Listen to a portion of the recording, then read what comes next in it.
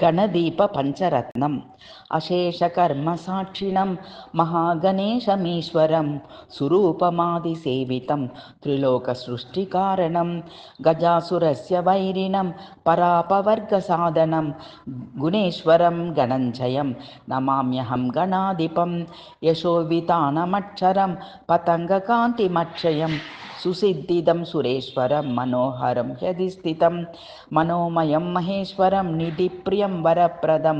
गणप्रियं गणेश्वरं नमाम्यहं गणाधिपं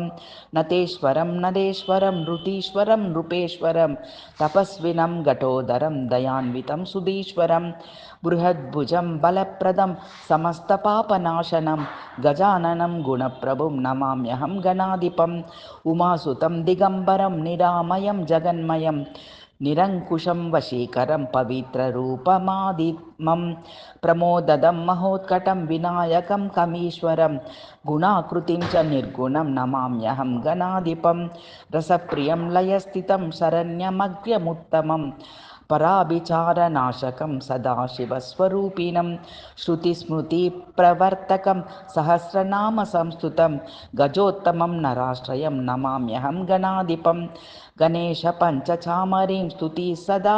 सनातनीं सदा गणाधिपं स्मरन् पठन् लभेत सज्जनः परां गतिं मतिं रतिं गणेशपादसारसे यशः प्रदे मनोरमे परत्परे च निर्मले।